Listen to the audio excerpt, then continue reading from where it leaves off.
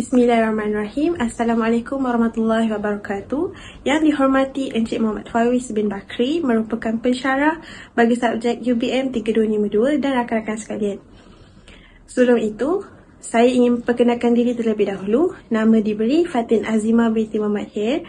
Nombor matrik D202211045110 daripada Fakulti Pembangunan Manusia, ISMP Pendidikan Khas. Pada hari ini, saya ingin mengulas tentang satu jurnal atas talian yang bertajuk Pengaruh Faktor Teknologi Maklumat dan Komunikasi terhadap Kualiti Hidup dalam kalangan belia.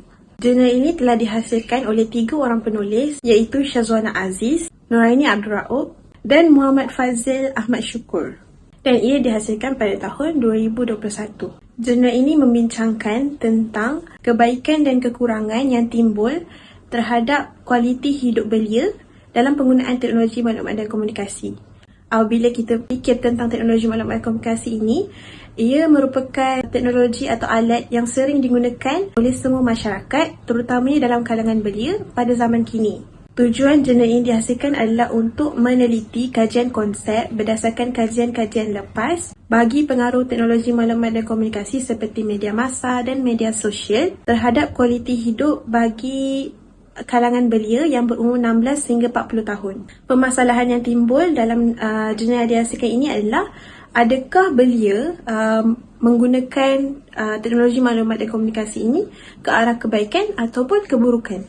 Metodologi yang digunakan dalam jurnal dihasilkan ini adalah menggunakan kajian-kajian lepas yang telah dihasilkan oleh pelbagai pengkaji. Berkaitan dengan maklumat kajian, saya ingin menerangkan secara ringkas, iaitu melalui kajian ini telah mendapati 2 kesan, iaitu kebaikan dan kekurangan penggunaan teknologi maklumat dan komunikasi terhadap kualiti hidup belia. Secara umum, saya akan menerangkan tentang kebaikan penggunaan teknologi maklumat dan komunikasi terhadap belia adalah penggunaan media massa dan media sosial dapat membantu mereka untuk meningkatkan lagi kualiti hidup dengan menambahkan ilmu dan kemahiran yang berbagai. Dalam masa yang sama, penggunaan teknologi maklumat dan komunikasi ini juga akan memberi kekurangan terhadap kualiti hidup belia. Antaranya apabila teknologi maklumat dan komunikasi ini disalahgunakan oleh mereka yang boleh menyebabkan mereka menjadi ketagih terhadap penggunaan internet. Dalam masa yang sama, ia juga boleh menyebabkan gangguan terhadap perkembangan psikologi mereka. Seterusnya, berkaitan dengan kandungan yang terdapat dalam jurnal atas talian ini, saya telah menyenaraikan kesan positif dan juga kesan negatif penggunaan teknologi maklumat dan komunikasi terhadap kalangan belia berumur 16 hingga 40 tahun. Teknologi maklumat dan komunikasi ini dapat mempengaruhi kepada kualiti hidup dalam kalangan belia yang baik dari sudut sektor pekerjaan. Maksud bagi kualiti hidup yang baik adalah apabila seseorang itu mampu untuk meningkatkan kemajuan diri, memiliki ekonomi yang baik dan mempunyai kebebasan untuk mendapatkan pengetahuan.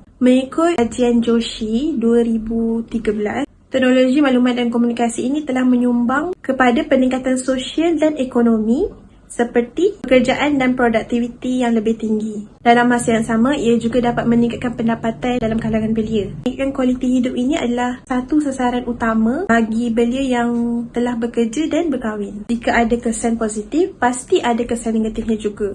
Jadi, saya ingin teruskan untuk membahaskan tentang kesan negatif.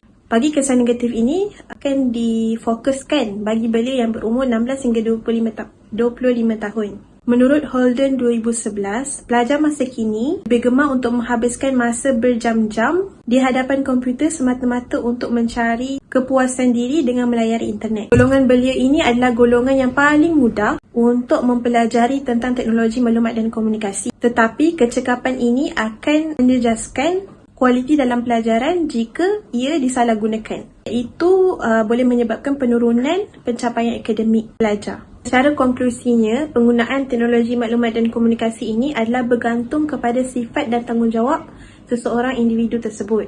Penggunaan teknologi maklumat dan komunikasi ini juga dapat memudahkan urusan manusia dalam pelbagai aspek.